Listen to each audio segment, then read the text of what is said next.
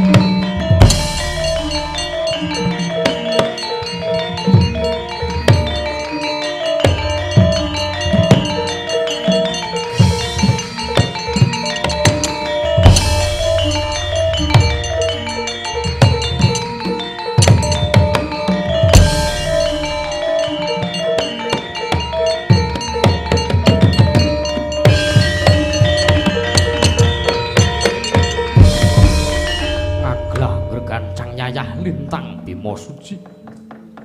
Wak dudu ing naga. Lah menika tuanane ana nggih. Atmajane Sang Prabu Pandukasih Sang Raden Bratasena. Nalika semanten jumeneng nganti kaya tugu Sinungkarta.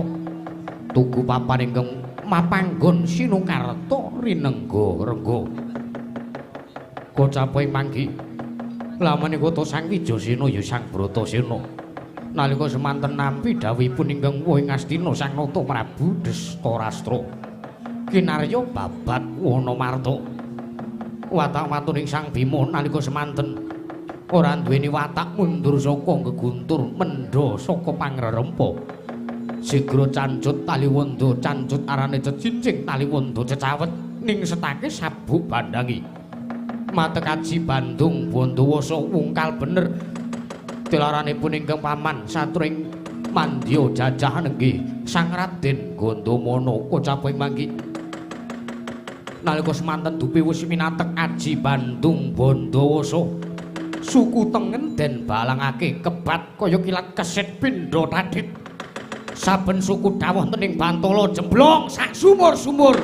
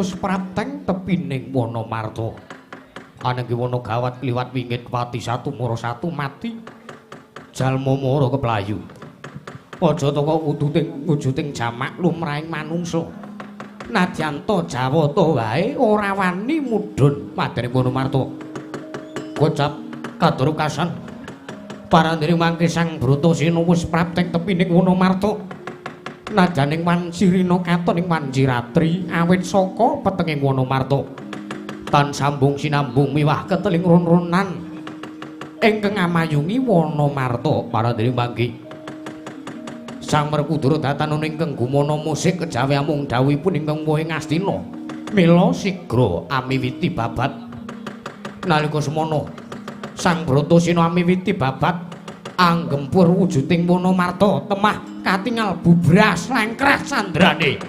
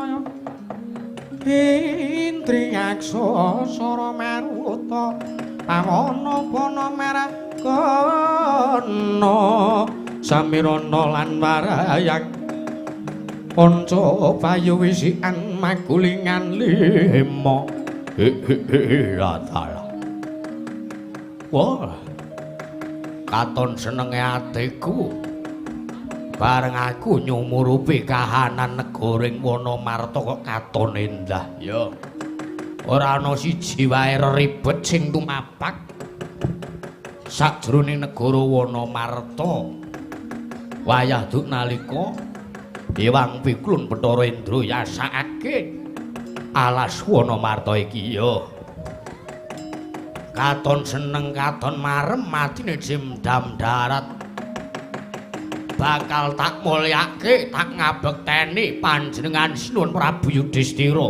gonjang ganjeng langit kelap-kelap katon lir genjang alis risang mawe gandrung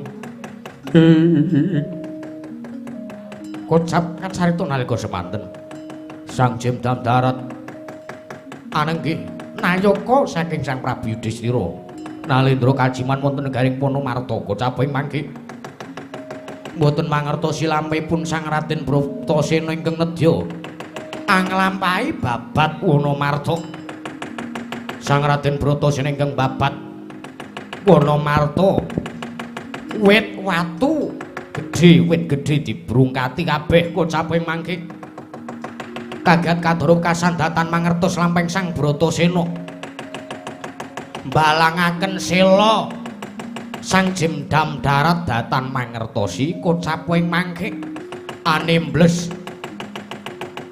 raganing Sang Jemdam darat kagat kadoro kasan glasah nglumpruk tanpa daya Sang Jemdam darat kala wau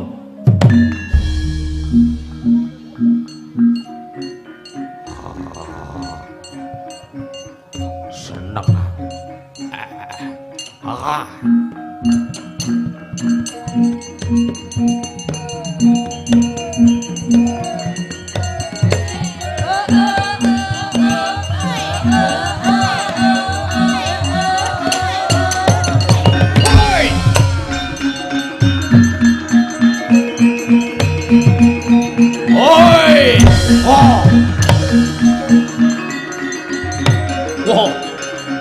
Wedan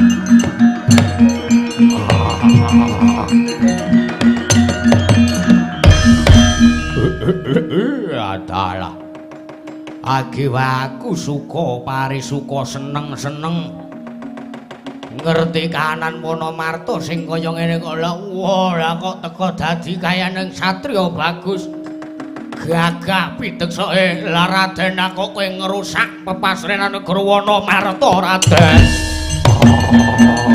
mandeg oi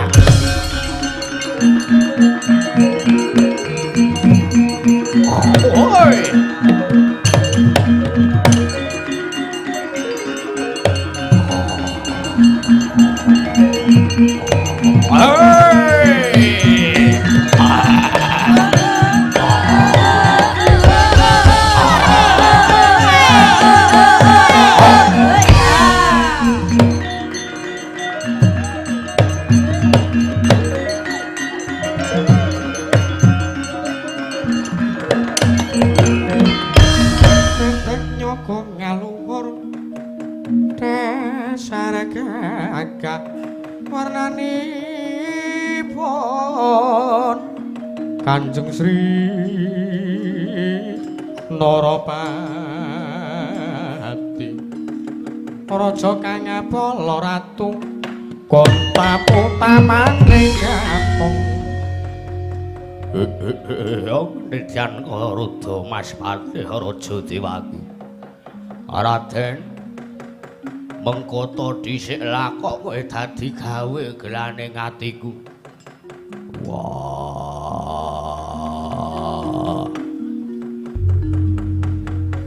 Jroning aku nglakoni babat Wonomarta. Kabeh para sato kewan sing omahe mapan ning telenging Wonomarta padha mlayu kabeh. padha wedi mergo papan panggonane omahe tak rungkat. Tak rusak kabeh pemasaran Nur Guru Wonomarto. Utawa ning alas Wonomarto kene. Lah kowe iki dadi ana wujuding yaksa. Monggo yen tak sawang cat katon cak ora. Prajekamu sapa? Wah, ora salah. Teko kowe durung ngerti kelawan aku, Raden. Takon karo aku abdining Sang Sinuwun Prabu Yudhistira, aku Jimdam Darat. Kowe Jimdam Darat? Ya. Balik takon karo kowe sapa kekasihmu, Raden? Aku teko kowe wani ngrusak papan-papan pepasrenan sing ana ning negaraku ya ing negara Wonomarto kene. Wah, Jimdam Darat nek kowe takon karo aku rasa dadak kowe ngerti jenengku. Lho, lah kok dadi kaya ngono? Wes sing gati aku mbabati Wonomarto iki arep tak nggo mukti sak kadang pendho.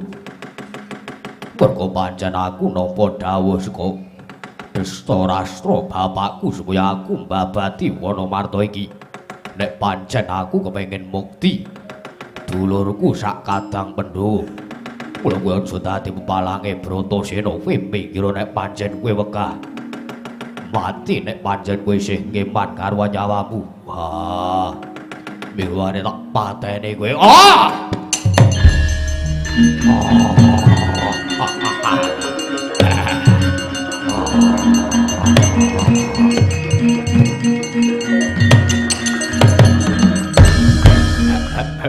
Atara. Jebul kowe to sing jenenge Bratasena. Ya, aku wis ngerti kondangmu ning endi wae. Kowe pancen kowe ora kena tak ndak kowe balya wae. Kowe balya wae. Nadyan to kowe mung bocah lolo kowe jenengmu tekan ngendi tekan negoring Wonomarto ya. Kowe balya wae timbangane kowe tak rangket. Tak aturake Ratu Gusti Sinuwun Prabu Yudhistira.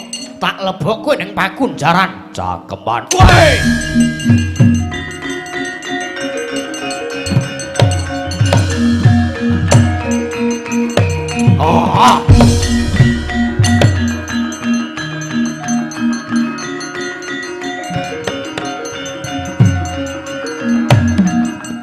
Edan bocah kok ngeyel ora sebae. Ayo, pancen arep ngurungake niate Bratasena. Ayo to kagelang kaono batange Bratasena. Pecah dadamu tibano. Woi.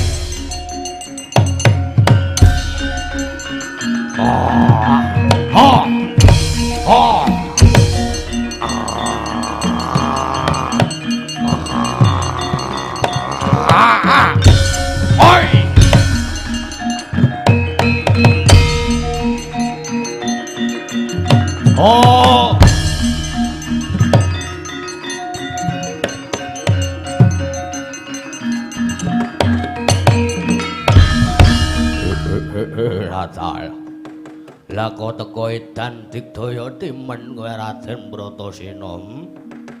Wani ngawut-awut wani ngrusak Wonomarto iki negaraku. Negaraku sing banget tak ngabekteni. Aturke Sunan Prabu Yudhistira rangket buh dadi bawah.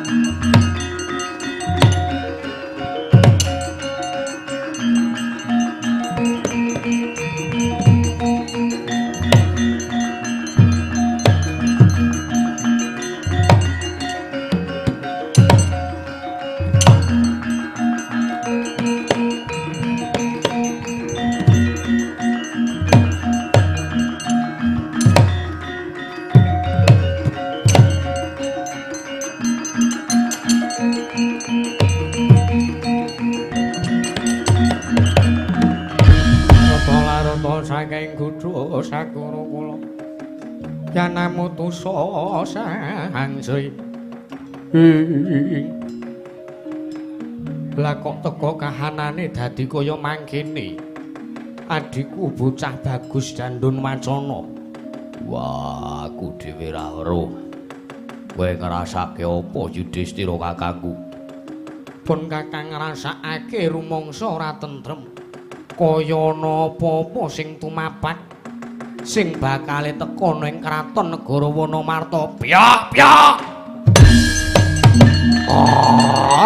Kedewasan Sinuwun.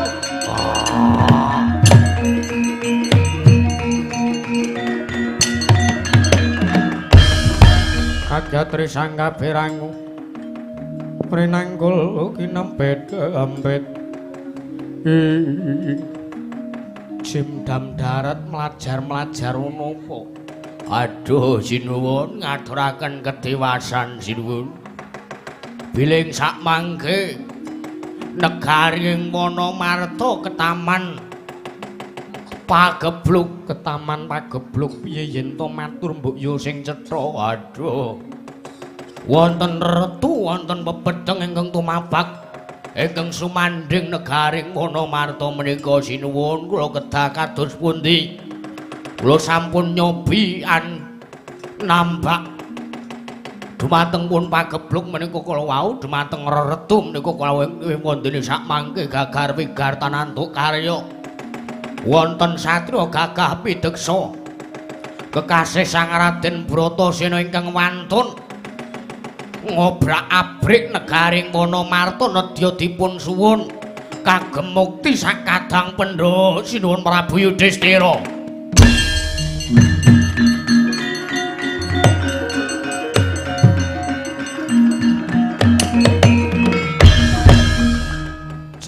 Dewa Bathara Dandun Wacana.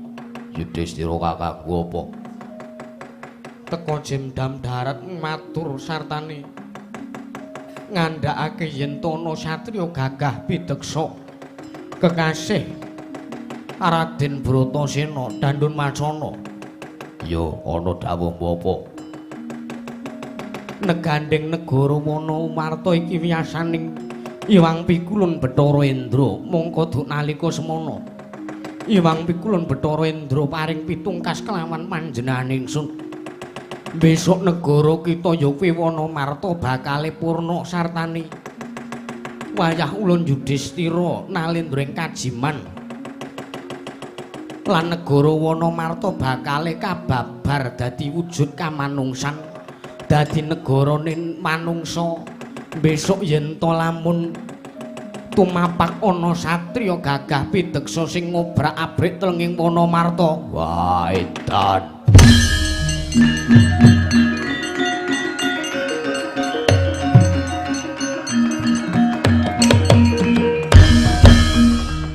Wah.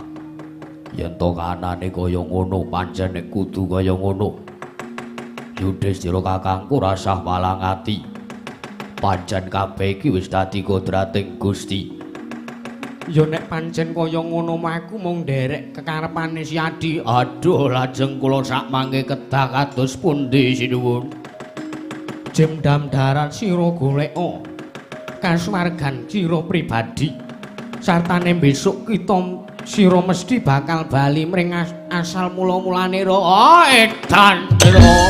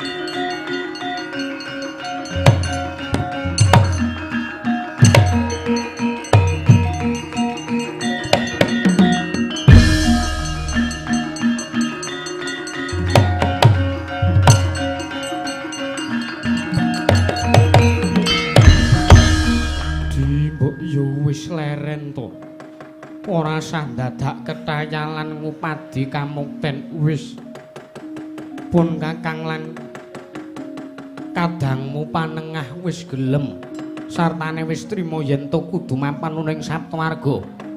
Inggih kakang Mas kula aturi kendel kemawon sakmangke kula mesakaken dumateng jiwa lan raga paduka ingkang sakmangke.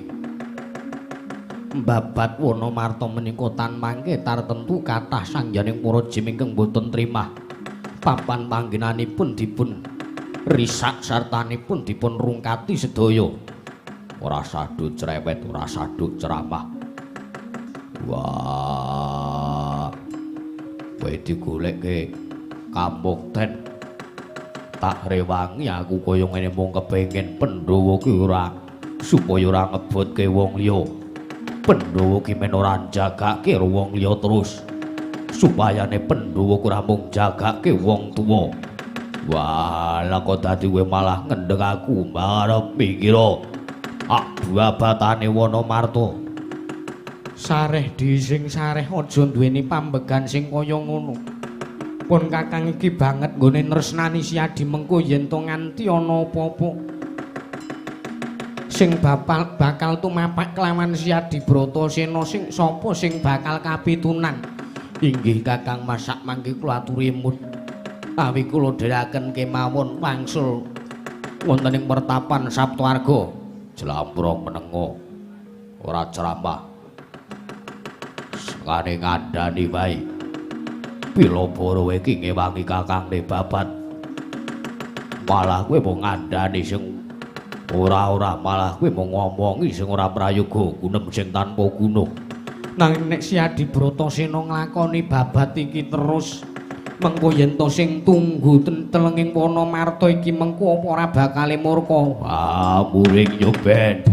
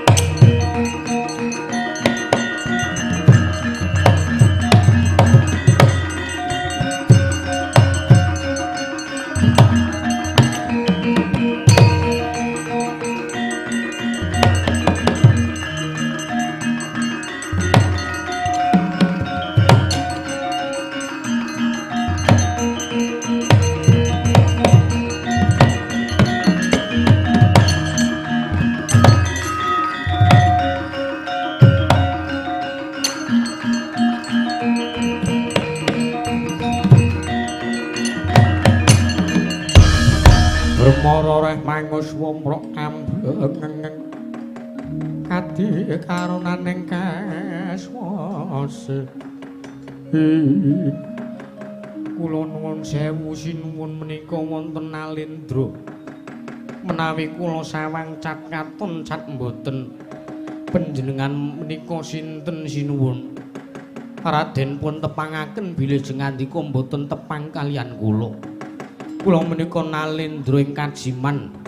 Negaring Kajiman inggih wonten ing Wonomarta menika. Aduh sinuwun. Kula nyuwunaken pangapunten.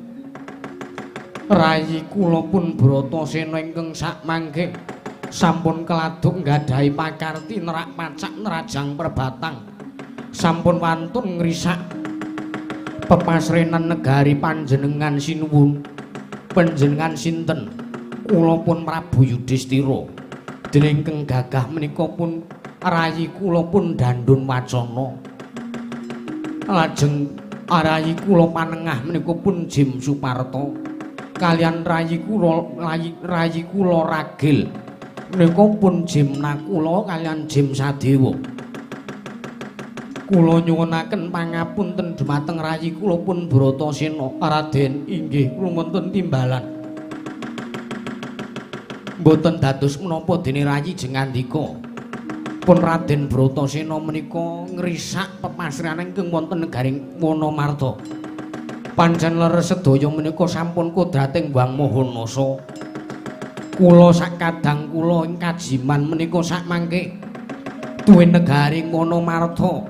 Pitungkasipun para Jawata sakmenika kedah kababar dados kamanungsan Raden.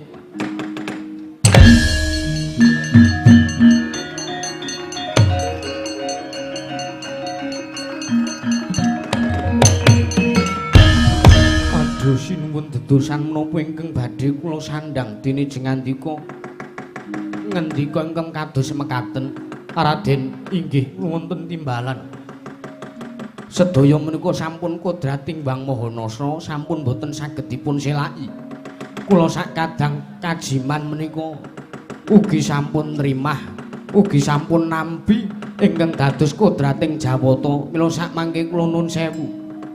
Jeng ngandika kula aturi mengaken lawang batin paduka kula nedya momong jagat paduka Raden sakadang Pandhawa Raden.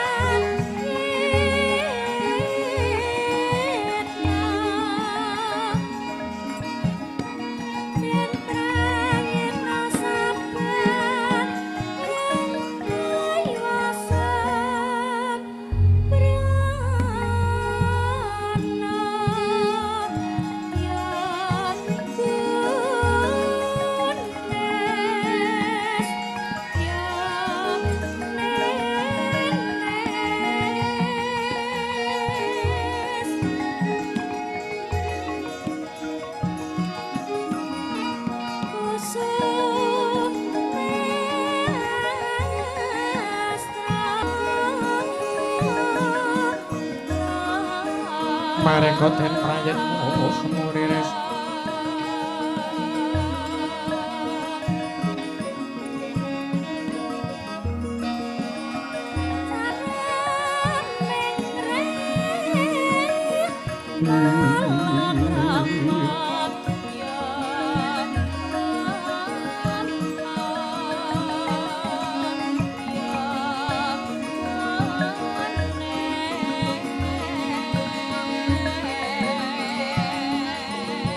semuriris eko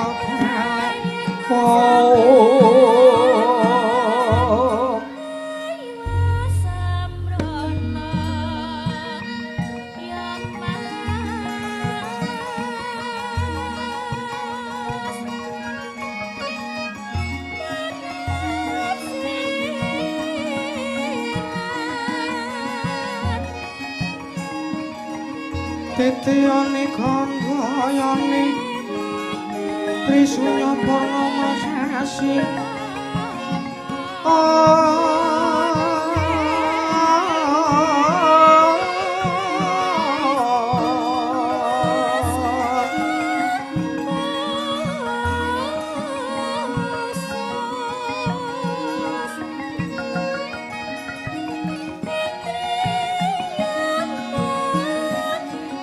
Gelar-gelar semedi tengah lapar eling lintang bima sepi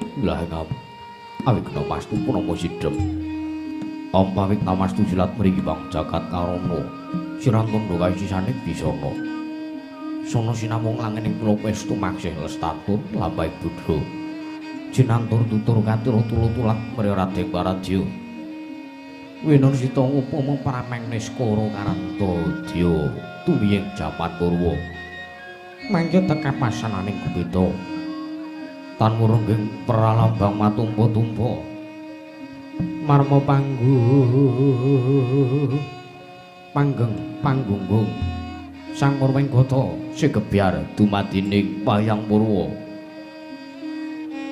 purwakaning kandha linarik runtuting basa dongeng kuna ngemu surasa yen linarasa ya karaos mulat sarira hangrasa mani puruhing diri rasa rumangsa ngrumangsani lir jalma ngilu kaca Jarang Gusti Nakum jang carita lu becik wis gemelar jroning pageliran yaiku sejatine amriksane pagelaran ringgit purwa.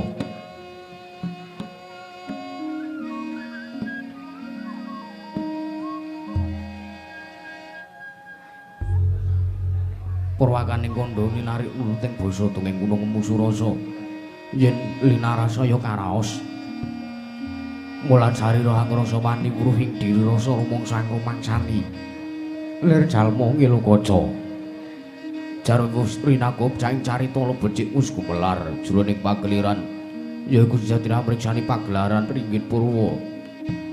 Surya Candra Darum yang Kartika wis pinurbuka drateng kamasa sahari ratri angidri bangun purwa teking duk sina gilir gumanti teman dadi petanganing dina sasi warsi windu kang sarta abad ndungkulan tangkar tumangkar kowe sinarambun kaya jawu pating krempya dadi padhange kutu-kutu walang katoga burung kono yang burung tuyu dadi pranantan pawicalan Padang trawasaning Sang Hyang Retna ingkang arsa merbawani jagat. Mungguing jagat wetantuk mungup-mungup mungguing kalingan wukir abang merenganga. Lamun kaeksi ayah hadirat dilato bumi. Saya dangu sumurup Sang Hyang Arga. Katon semeblak kanan kiliring abang esmut jenareng perbawan sinaring Sang Hyang Basanta. Tanentu katon ijo ruyu yamangku gunung ingkang biru moyo-moyo. Bojo ing gunung Inemelan Kendanu kasiliring Prabancana. Lenggat lenggut nganti kaya gunung Makutha Mega. Tanah tamis dangu soleh kamu dasih dene luar sangupo ya buga karep Tegal sawahe. Anglur silur tanpa pedhoti sinambi sendonan.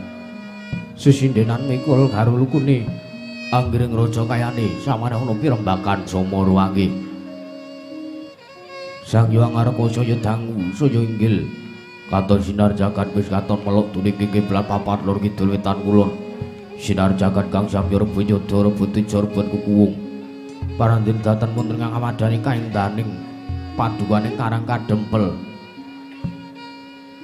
Ana nggih papan pilenggahipun Lurah Semar Badranaya Karang Pratisan ingkang ketingali Joroyo-royo subur makmur tandurane.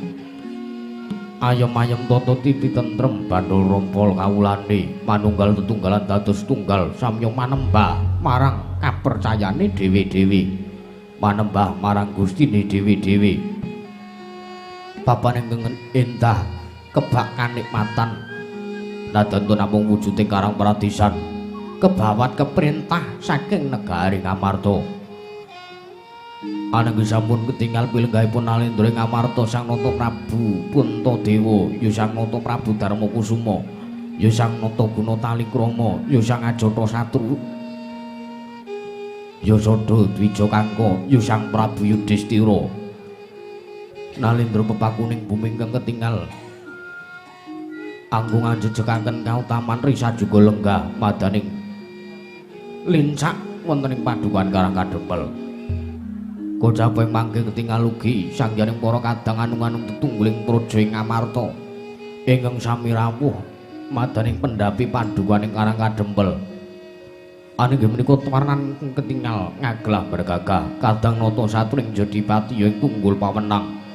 Sang Raden Harya Werkudara, ya Sang Raden Bratasena, ya Raden Wijasena, ya Sang Jagal Balawa, ya Kusuma Yudha, ya Kusuma Dilaga, ya Sang Gandawastratmaja. Satra gagah pideksa godhek wong simbar jaja turta ngasinungan kasekten linuwih. Bebasan pinatang mendak jina lumenter, sinembak bengkung sinuduk putung. Mirodatan mungkal menawi dipun dadosaken bebeteng wonten praja ing Ngamarta. Kocaping mangke Ki Lurah Semar Badranaya arsa nampi rawuhipun ugi panengah Pandhawa. Satring Madukara risang Raden Arjuna, ya Raden Janaka, ya Raden Permadi, ya Sang Kuntri Wibadsa. Datan kantun ugi pisanipun Sangya para putra wonten ing Karang Kadempel. Ananging menika wonten Atmaja Pambayun nggih Atmaja Pambarep Ki Lurah Semar Badranaya. Ananging Ki Lurah Nalagaring. Ki Lurah Nalagaring kadheraken ugi dening Kang Rayi Ki Lurah Petruk Kanthong Bolong, ya Sang Bel-Belbeh, ya Sang Tonrongsot, ya Petruk Suragendela. Kocaping mangke ketingal sowan saking katebian wonten ing wingking piyambak anenggat majaring Sang Ki Lurah Semar Badranaya ingkang mragil ingkang ana piyambak ingkang kawestanan utawi peparing asma Ki Lurah Bagong, ya Ki Lurah Juang Prakosa. Ketingal sowan panengersaning Kang Rama Sang Ki Lurah Semar Badranaya parandening mangke didemadaning kawontenan parepatan agung kuning Karang Kadempel. Ki Lurah Semar nampi rawuhipun nata ing Darawati Sangya, nata ing Mandura Sang Prabu Baladewa, ya Sang Prabu Balarama parandingan tinggal tidhem jinem madaning parepatan agung ing padukan Karang Kadempel. Prasasat ing mangke datan wonten gegudhungan kengubah samirana datar pampah Kabiyar sumpung swaraning pradonga miwah pangling maranggono sigra murmani pangandikan. Dadoku mangling wijining pandika saking Lurah Semar Badrana ingkang dereng kababaring lisan.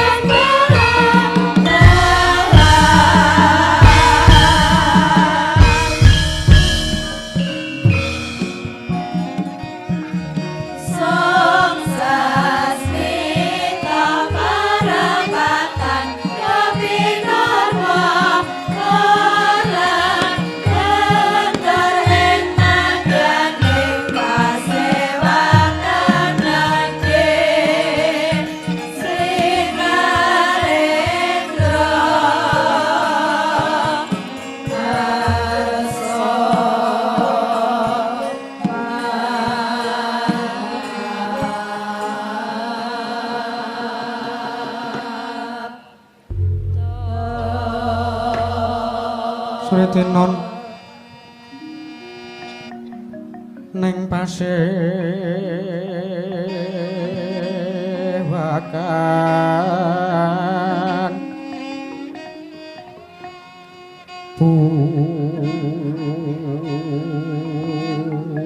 busana maneka warna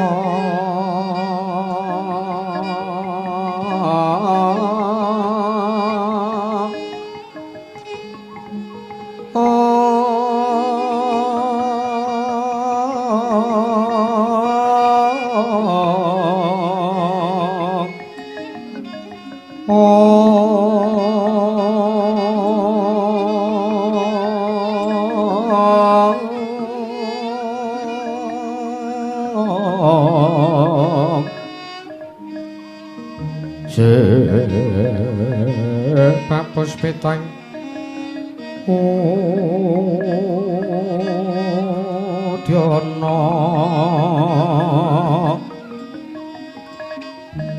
miang panjrah sarwa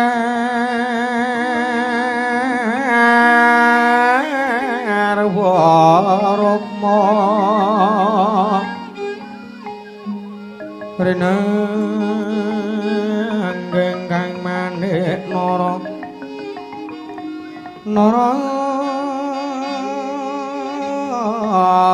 wata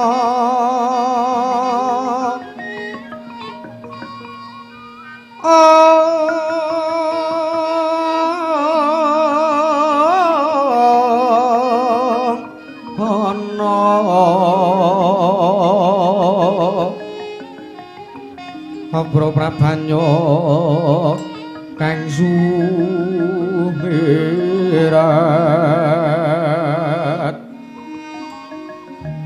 penyaring desa laliwaran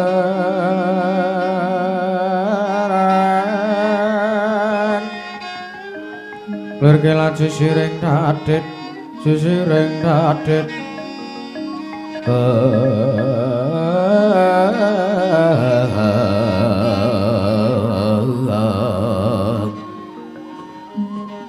Wimba kekonto mrek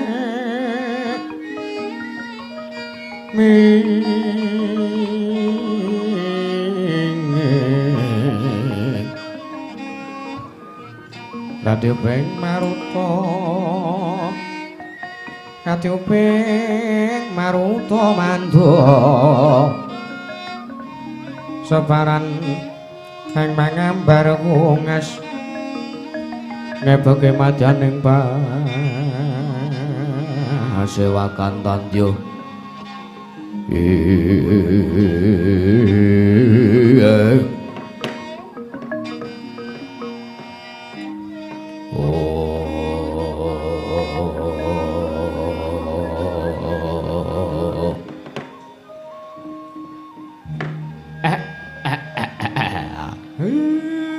Belgegek ugek sak dulita emel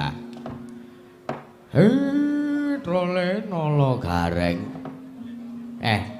kok kaya ketiban daru prasasat kaya dene kejugrukan wukir sari klepaning samudra madu perasaane bapakmu dene ning atase Semar ki ning mapan ning Karang Pradisan, Karang Kadempel ki minggon desa. Lah kok dadi iki kerawan Priyagung, kerawan Nalendra, Satriya Gung Binetara Dole Nala Gareng. Wah. Kula piyambak ki gumun, Pak. Ngatasi Semar ki lho, nuwun sewu. Bapak Semar menika namung wujudipun nuwun sewu mboten kok nami kula menika ngina ning kula menika merendah. Ngatasipun Semar menika mapanipun namung wonten ing Karang Pradisan namung kok kathah sanggening para nalendra ingkang betaken kalih bapak menika janjanipun bapak sing diduweni apa? Ning nuwun sewu, Pak. Menika tamu agung.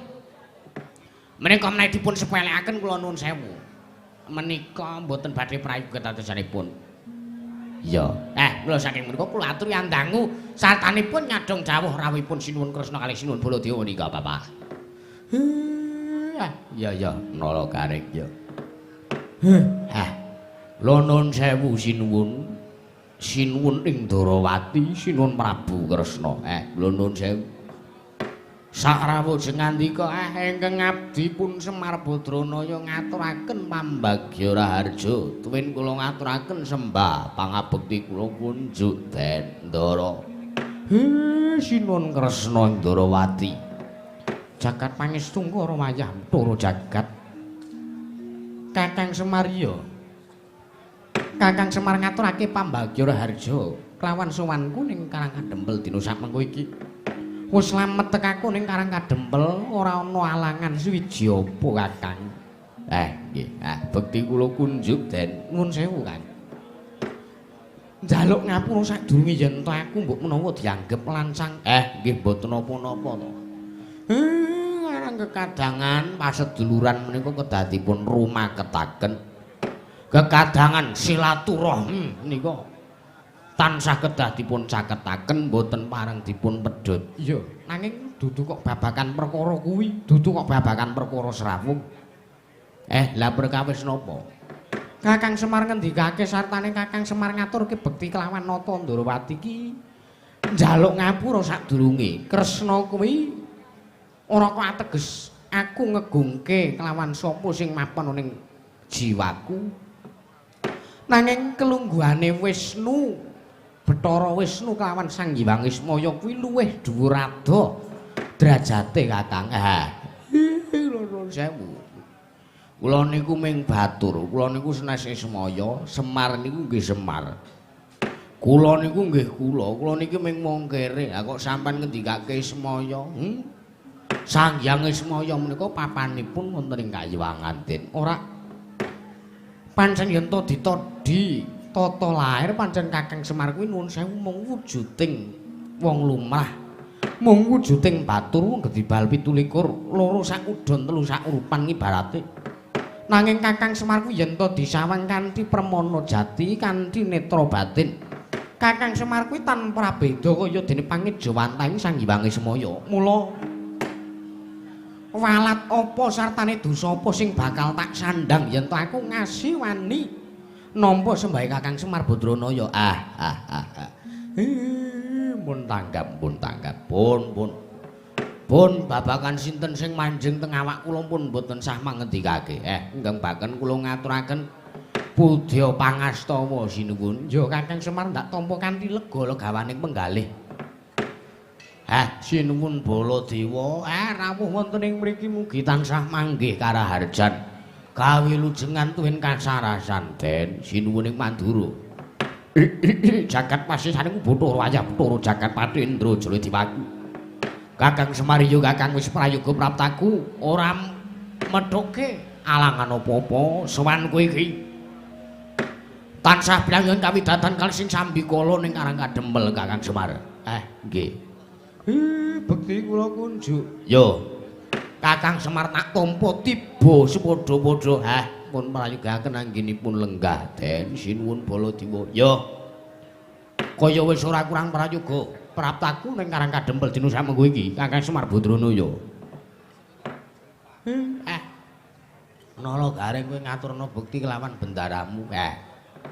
Sinuwun Ndarawati, sinuwun Kresna, sak rawuh sing nganti kula ngaturaken sembah bekti kula kunjuk. Ya, nala garing tak tampa pangestuku tamanana. Nggih, kula pundika jimat. Sinuwun Baladewa kula ngaturaken bekti kula kunjuk. Ya, nala garing tak tampa pangestuku tamanana. Nggih, kula pundika jimat.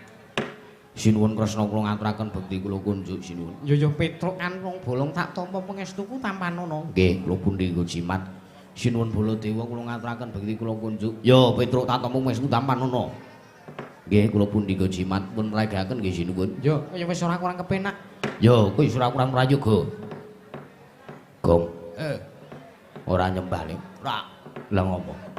Ya aja kebangetan lho. Pilabara kuwi bersyukur ning atase nggone bapak omahe bapak ki ming omah wong kere ming desa ngene kok dirawi Ratu Agung ki kanugrahan. Kanugrahan nek ora nggawa ya padha wae to. Ya kok ndremis ngono. Ora kok le ndremis kok sik to. Carane tamu, carane daya. Ki arep tilik sing ditiliki iki mesti nggawa raketang gula teh. Ngono lho. Iki kok malah nggawa karangan bunga. Kok dikira Semar ki mati ngono apa piye, Bus? senengamu kaya ngono. Ora iki lho. Ya mung kebangetan ana bendara wis di emong kecile. Ku nek ngundat ngono kuwi moh aku ya. Wah ora. Ngaturke bekti. Gah, ngaturke bekti ra. Pathak. Ya ya, Tru, ora. Mbok ora anarkis lha kowe iki ya ngengkel diomongi ngengkel. Nggih, ya wis najan to kanthi kepeksa. Sinuwun Kresna kula ngaturaken bekti kula kunjuk sinuwun. Suarane Bagong, dudu niku suarane Sugeng. Kena cetha serak-serak basah ngene takoni suarane Bagong mau duwang. Sampeyan kuwi ya pangling aku Bang. Lah nggih, kula niku bengok-bengok mergo kula le sowan teng mburi dhewe. Ya. Males roh rupane Semar e. Hus. Kaya ngono ora apa. Aku nang mburi dhewe ki arep ro ki lho, sinden. Sing anu ki lho, Truk, kidul dhewe iki. Sapa? Kok cembung ngono. Wis senengamu kok ya ngono ora. Bukti kula kanca sinuwun. Ya, Bagong tak tampa pangestuku Tampanono. Nggih.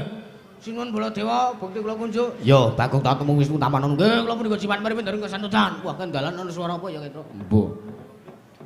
Terane kok ngene Jakarta. Lagi roh aku gumunan aku. Lah ngopo? Aku numpak pesawat ki arep landing ki gregel. Kaget ya aku. Jan karang wong desa, wong katrok ya ngene iki. Ha iya, alhamdulillah iso weruh Jakarta ya. Iya. Kok kowe teko keri dhewe. Wes, aku ki wong ngayahi kewajiban. Kewajiban momo? Ya kewajiban kewajibanku dhewe. Iya. Ha karo sapa? Karo Mbok Wedok. Wah. Tenan Mbok, tenan wae padake ora. Heeh. Anang aku nang wedok ki pisan numpak pesawat lagi pisan kuwi. Wah, yakin sumpah. Mbok demi apa? Demi kian. Yakin arep apa jenenge Tru? Medun. Medun apa to? Saka langit ning anu kae lho. Dirgantara ning apa jenenge? Aspal landing, arep landing kuwi. Wis nggon apa nek swara kae. Mohon kencangkan sabuk pengaman ngono kae to. Pesawat sebentar lagi akan turun lakukan penurunan utawa apa kuwi Mas banding landing. Landing kuwi mau. Heeh. Bojoku takon gojekan siset. Iya. Ora mau tak gojekan, tak rangkul mau nganti aku semelangane wedi. Kowe iki ra kaya ngono. Wah, iki tenan Tru, karang wong lenang ki kudu. Iya. Kudu sing peka. Oh iya. Aja kaya sing nyekel jaipong kuwi wis ora apa. Oh, ngono ta Leng. Heeh. Grobyak. Jebule kaya neng bis. Lah iya. Ayo ngono kuwi. Lah iya kowe. Wah, terane ora beda. Iya. Angger nang langit kan, Tru. Ngapa? Gregel. Ngapa? Iki nabrak kowe. Lho kok kowe, Mas? Lah mega mendung aku ngono. Ayo kerang pesawat ki nek nabrak mendung ya ngono kuwi. Lah iya. Iya. Wis gek bapak nyangkem. Hus. Wong kok sageleme dhewe nyongkam. Agek ngendika. Hah. Wonten napa sinuwun kok rawuh teng Karang Kadempel? Wigatosipun napa? Kusik to Kakang Semar. Aku njaluk ngapura sadurunge mbok menawa aturku iki lancang. Cumantaka nggonku njaluk pirsa kelawan Kakang Semar Badranaya. Mboten dados menapa ten. Kusik. Lah kok teko iki aku prapta ning Karang Kadempel. Teko iki cetha rawuhe Yayi Prabu Puntadewa ya Yayi Aji, Yayi Darmakusuma. Sartane kadangku Panenggak Werkudara karo kadangku Panengah Arjuna. Iki janjane nang opo Kakang Semar? Ngatasé Kakang Semar kuwi nuwun sewu.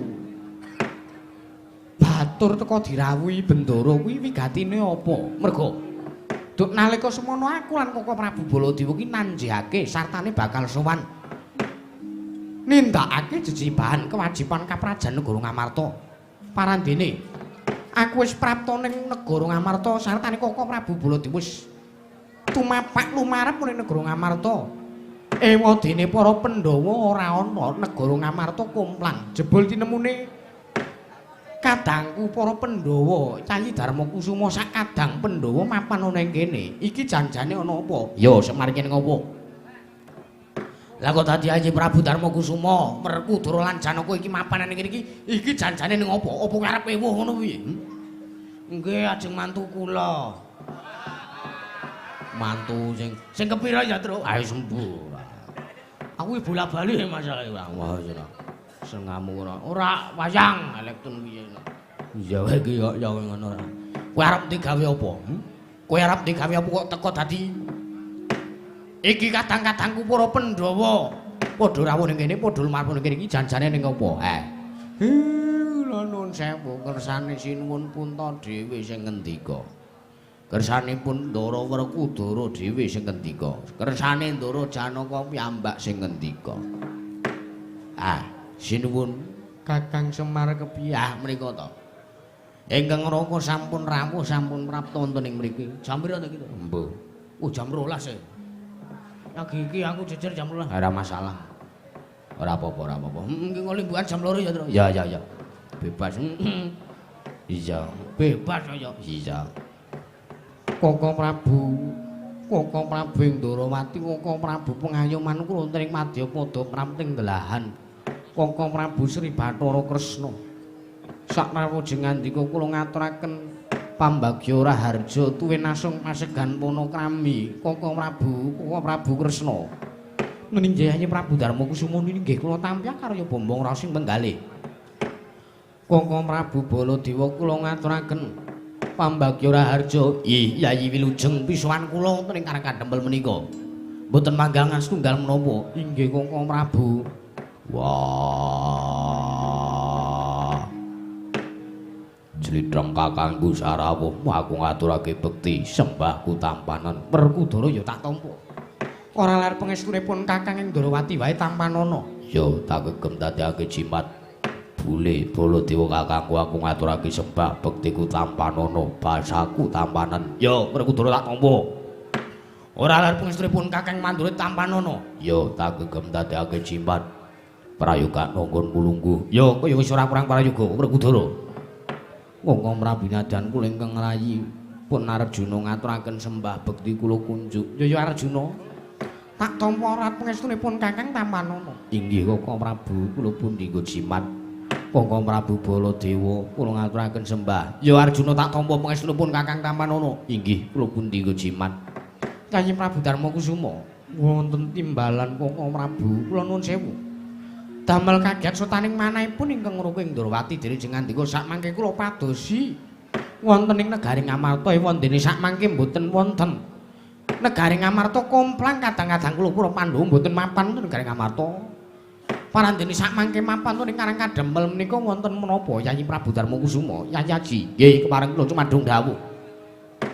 Satanipun ingkang Raka Mandura kepareng nungsung pawarta wigatosipun menapa dene ngandika prapta wonten Karangkandempel. Yayi Prabu Darmakusuma.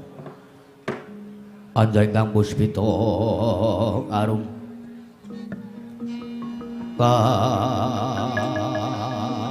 kasiliring samirana.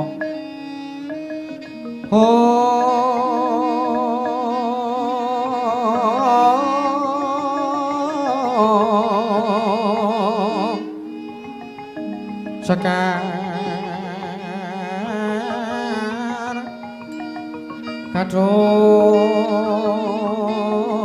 mangambar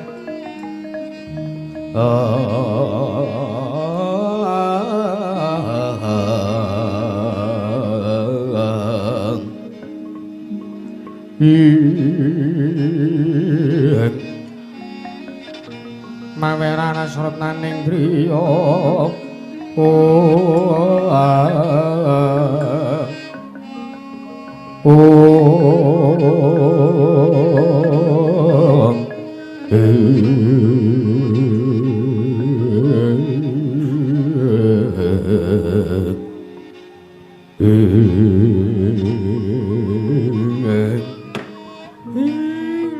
sewu den sedaya kaluputan kula diagung pangaksami kula ingkang sakmangke kedah matur awit kula mangertosi bilih Sinuwun Puntadewa menika nedya matur marang Resa Jengandika Sinuwun Kresna nanging sakmangke mboten kuwawa nedya matur mboten sranta ing penggalih nedya matur kelawan Jengandika Sinuwun Kresna ya ora dadi ngopo Kakang Semar nggih menika ngaten Den Pancen leres sakwetawis wekdal menika kirang langkungipun sampun wonten Sabta Ari.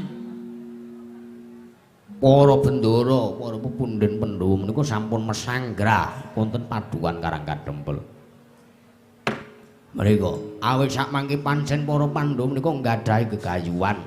Inggih, Kakang Prabu.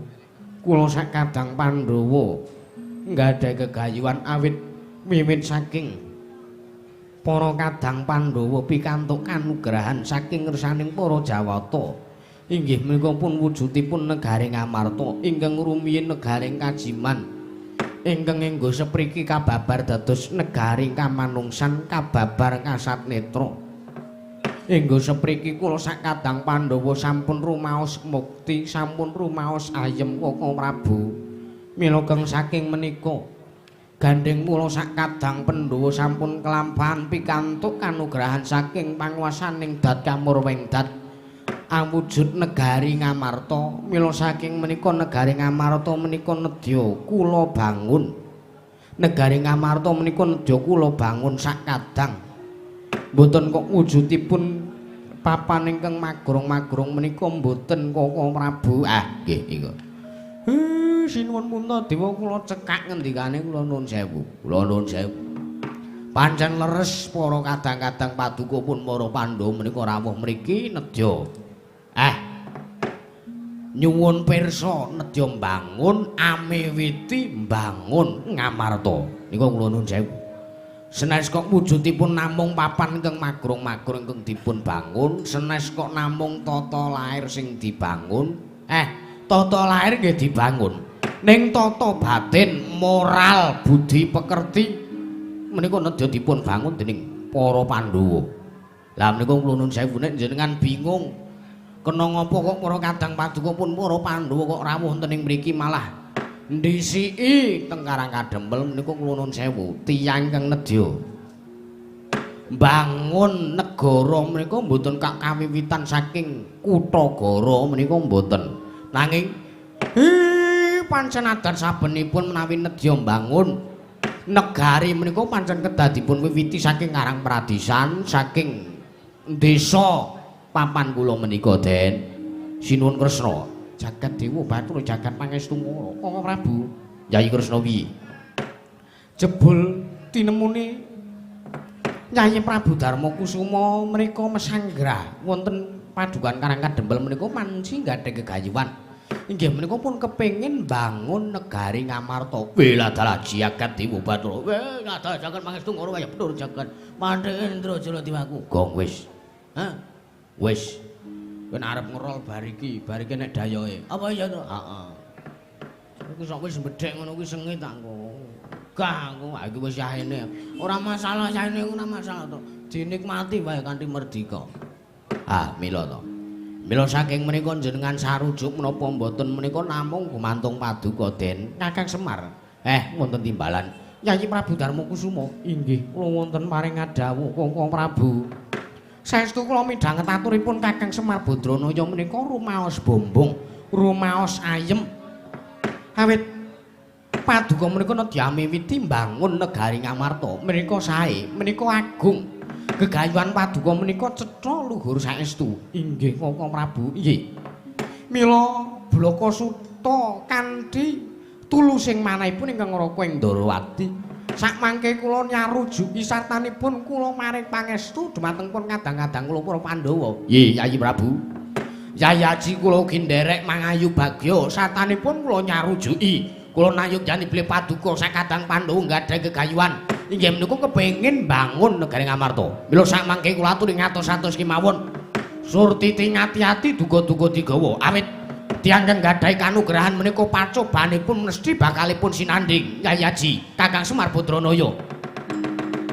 Jedhong jroning pasewakan wadya kang tanpa sebo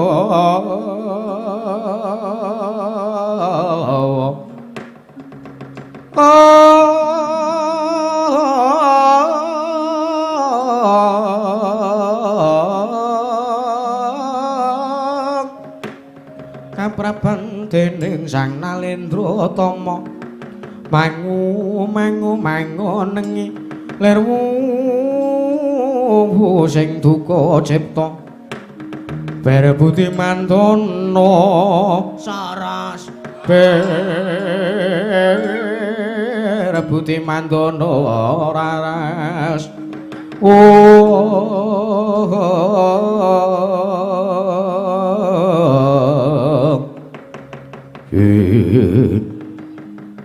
sekebiar katari goleh ngono to wau tidemadaning kawontenan parpatan agung pendapi padukan karang kadempel kocaping mangke kaget katurukasan Sang Kelurah Semar Badranaya midhanget gumyak ing para seba para kawula ingkang ngandhir blabar wonten sakjawining pendapi padukan karang kadempel sami aluk bilih wonten salah satunggiling nalindra saking tlatah sabrang ingkang mantun miyak sanjaning para seba tanpa subasita joget-joget kalih kaya barang nganti nanggap pakarya sing ngakang samya mulat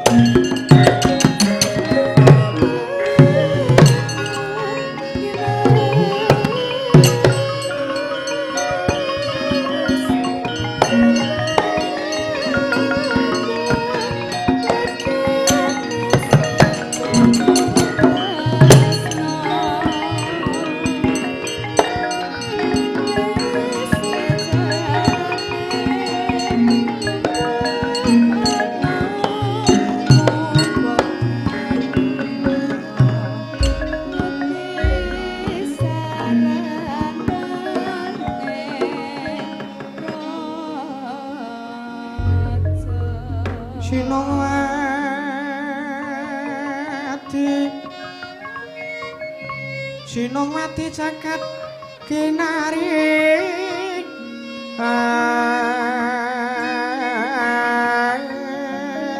among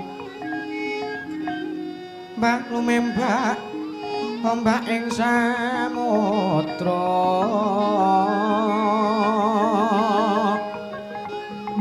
hai ana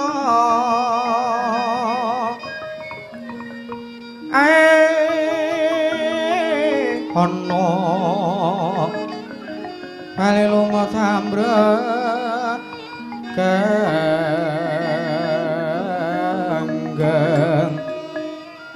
awita dedenjeng-denjengan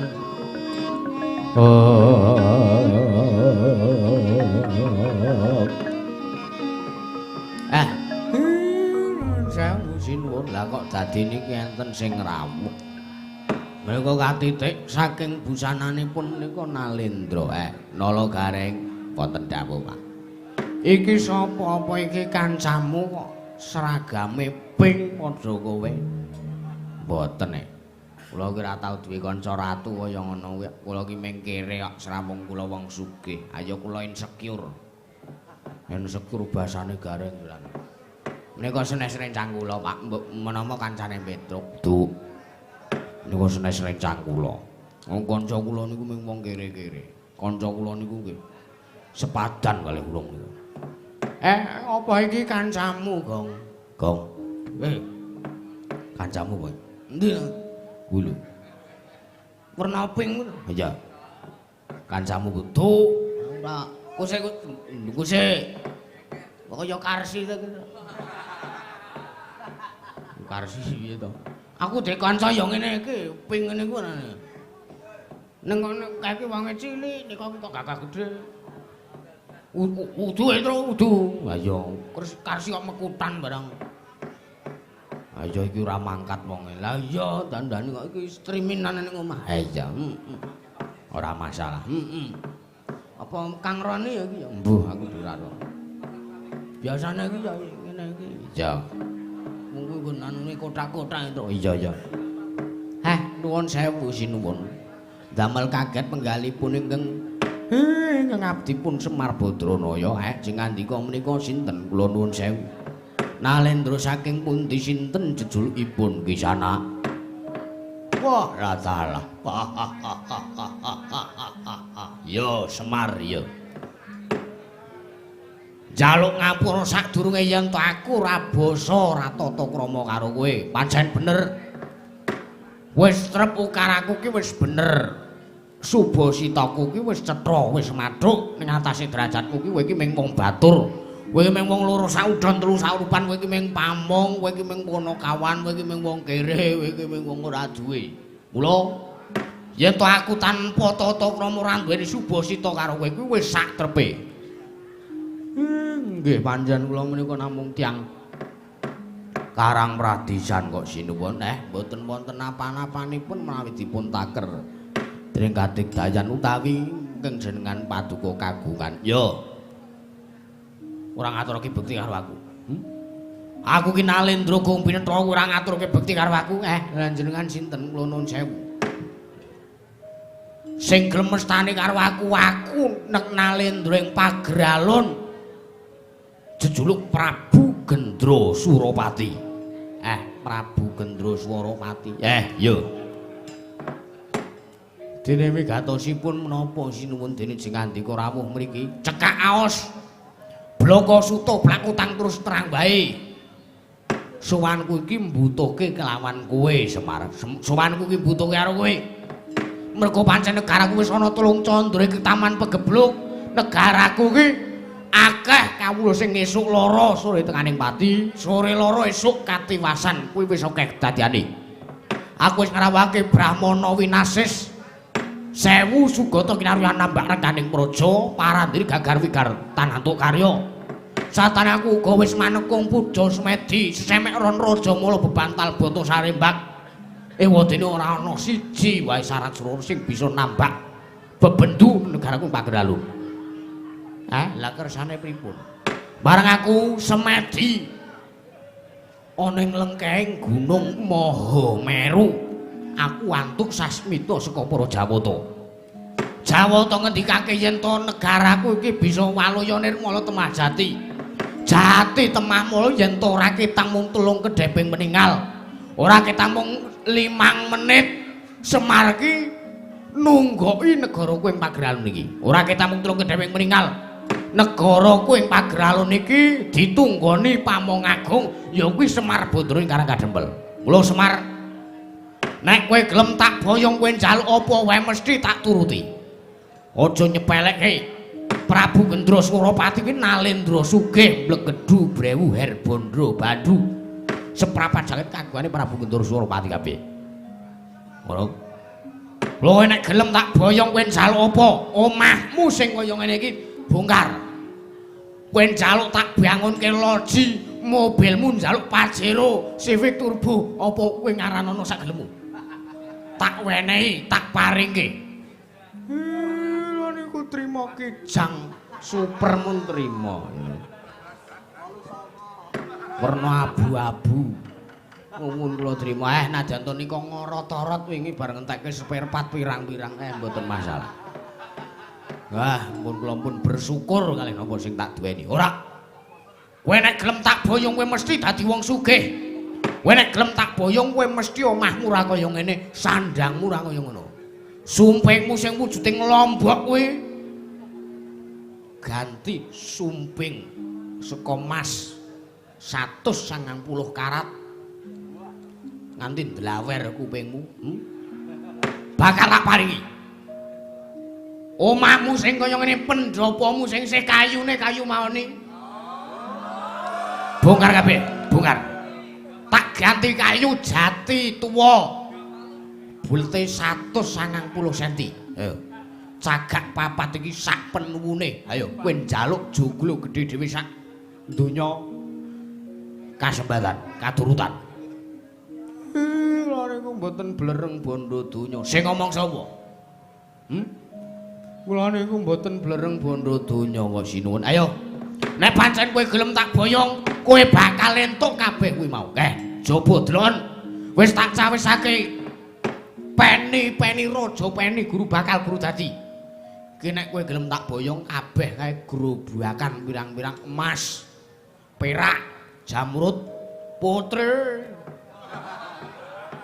Jamrut kok putri. Kowe iki anak ben ya itu. Iya. Ngandani kok iya. Kok menapa? Ayo wis beda-beda kok. Nek kowe ora gelem tak boyong aja takon dosa, apa ya kelakon aku ngruda paripeksa karo kowe. Waduh. Napa? Bapak arep diperkosa. Wis. Iki kok padha lanange kaya ngene. Ha iki ora ruda paripeksa iki tegese iki dipeksa serono kasar. Tak trima ora. Ayo, gelem apa ora? Wong kari kowe omong gelem apa ora kok angel. Nek kowe ora gelem ngomong, kowe ora gelem-gelem, ora gelem tak boyong ning negaraku. Kowe dadi apa jenenge iki syarat serono aliyane negaraku aja takon dosa. Kawulamu ning Karang Kademel katutke dosamu. Padukanmu Karang Kademel obong bumi angus tak dadeke drangkaan.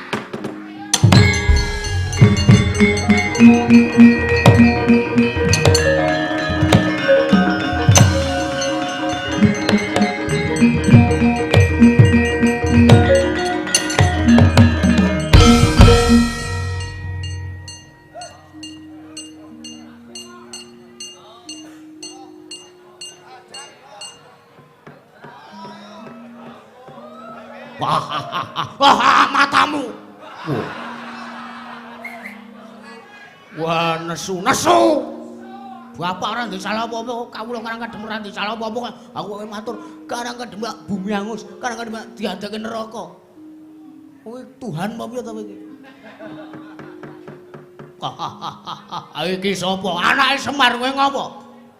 Wah, anak kere, mencah kere ya ben, penting ora ndek apa-apa. Bagong Yedan ora meneng sik to iki urusane. Ya. Iki urusane karo negaraku anu apa jeneng karo pedukuhanku karo tanah kelarianku. Prabu Gendra sama mau Gendra Suropati. Gendra Suragadha anu Gendra Suropati. Sampeyan mau muni piye? Muni piye sampeyan? Semar ora gelem tak boyong Karang Kademel bumi angus. Sik sik. Ki nek Semar sing arep tok ruda paripeksa ki ora masalah. Sak karepmu urusanmu karo Semar. Nek kowe ngembet jeneng Karang Kademel bumi angus, kawula Karang Kademel sengsara kabeh. Kamu ndak bakal bisa mengelak dari Mas Bagong. Ayo. Arep ngopo kowe? Bar banjur kundulmu kuwi. Meneng sik. Awak emosi tenan iki. Ora Bagong Edan sapa-sapa tantang. Wah, edan kowe ming wong kere, kowe ora ndek kadigdayan. Kowe iki ming batur, kowe iki ming kawula cilik apa ya kuwowoken nampa kadigdane Prabu Gendra Suropati. Piye? Muni piye kowe? Wah, edan. Lah kok malah kowe malah wani nyumbari nata Mandura Prabu Baladewa. Kowe kok malah nantang Sinun Mandura, Sinun Baladewa. Wah, bahaya iblis lanat.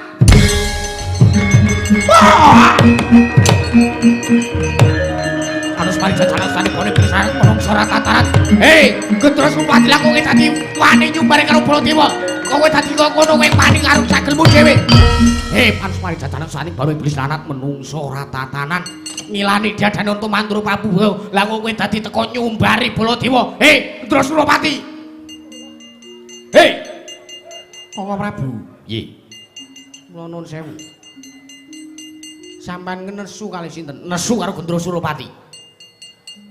Oh sik lho, lah ngrasani apa Gendra Suropati kalih jenengan niku sampeyan mireng mboten Gendra Suropati nyumbare jenengan. Lho, jarene Bagong. Lah nuwun sewu Bagong kok dipercaya. Lho. Lah kok dadi wah, lah jare Bagong iki mau Gendra Suropati nyumbare karo Nata Mandura Prabu. Lho, oh sik to. Bagong menika aturipun mboten pernah serius. Lho. Bagong iki nek omong ora tau tenan. Lah kok sampean percaya, lah kok sampean pitados. Ning jare Bagong ki cetha Gendra Suropati nyumbari karo Baladewa. Mengke riyen to ditanjeke riyen. Lenggah. Lho. Edan. Wah. Lah kok dadi aku kewiranganmu guru-guru Bagong. Lah nggih nuwun sewu. Werkudara. Apa? Miturutmu Kaka Prabu Baladewa ki sing kleru apa Bagong sing kleru? Baladewa sing kleru. Sebabe apa? Bagong ora ngakon apa-apa. Bagong mung ngomong nek Gendra Suropati sumbar karo Baladewa nglarak Nalendra kae mau. Nggih rungokke nang. Kula ora akon apa-apa karo sampean kok sampean kaya ngono ku. Lho lah ning rak jaremu, lah ning jare kula ning rak kula ora akon. Kula mung ngomong, "Ya, aku dadi malah nyumbari Baladewa kuwi karepmu kepiye?" Wah, edan aku dadi entuk gawean. Aku dadi golek gawean wong gerang kula mbangane sampean. Kula kon ngapa-ngapa. Ning sing baken kula ora ngakon apa-apa. Nggih ta sinuwun? Iya. Nah, niku Ndara Janaka. Apa? Napa kula akon nglarak ratu nika kalih sinuwun Baladewa? Ora. Yakin? Babar pisan ora kuwi. Sinuwun Muntadewa apa kula ngakon kalih sinuwun Baladewa kon ngundurke ratu kae mau? Ora Bagong kuwi. Ora nek wong ngakon ngono gegeden rumangsa wae iki. Wah, lah kok edan. Lah kok malah aku dadi kewirangan gara-gara Bagong pun to. Wong ki nek gelem gawe mesti gelem nganggo. Weh, sapa sing nandur bakal ngundhuh. Nek undu-unduanmu ki apik, mesti apa jenenge? Kebalik, Gong, kebalik. Nek tanduranmu ki apik, undu-unduanmu ki mesti bakal apik. Kebalikane ya ngono. Ndonjor aku kudu kepiye? Lah nggih nek enten napa-napa niku kedahe dirampungi wong sedaya niku Bagong mboten njaluk tulung. Bagong niku mboten ngakon kalih panjenengan, mboten nyuwun tulung kalih jenengan. Lah kok sampean teko jenengan nglarak kalih ratu ki wah edian nungso ora tatanan. Baladewa. Piye? Lah kowe manut aturku mending tok tandangi. Kowe wis gelem gajul, wis gelem nglarak, kowe kudu gelem ngrampungi perkarane. Wah edan setan. Amen kaya jenengane sampean wis kae dirampungi ndak ora prayu kedadiane. Hei, Gendra Suropati, mandheg kowe.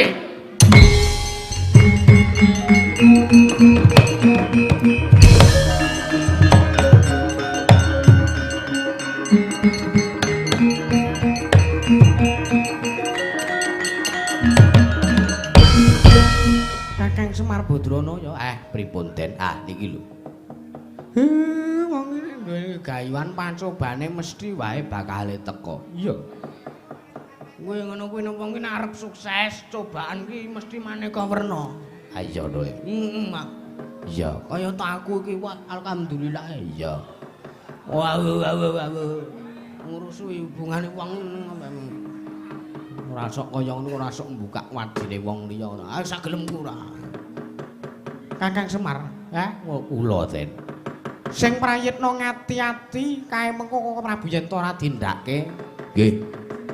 Mengko bakal ora prayu kedadiane. Lajeng kados pundi? Aku sing bakal kendhake marang Koko Prabu Baladewa. Mangsa borong nyuwun tulung babagan katentreman wonten ing Karang Kadempel nggih Den. Iya, Kakang Semar. Ndara Werkudara. Semar apa? Sinuwun Puntadewa. Kakang Semar kepiye? Niki pun purna jejibane. Kula nyuwun supados sak mangke jaga kawontenan Karang Kadempel supados boten wonten napa-napa ingkang sak mangke badhe tumapak. Lan pancoban menika enggal sirna, enggal sumingkir. Iya Kakang Semar. Nggih, ingkang kados kula aturaken kala wau, tiyang kang gadhah wong sing entuk kanugrahan mesti menika pacobane bakal sumanding, bakal sumadya. Iya Kakang Semar. Nggih. Lho piye, Pak? Iki wis ge ayu budal ora usah nganggo ladrang. Halo. Kesuwen kok? Iya.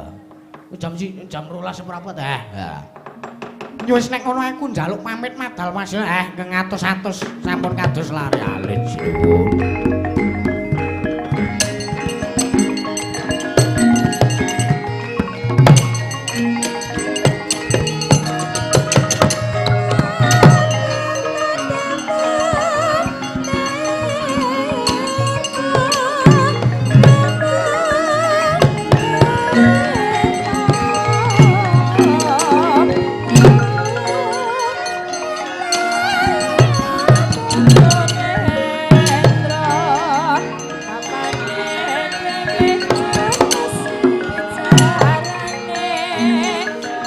Thank you.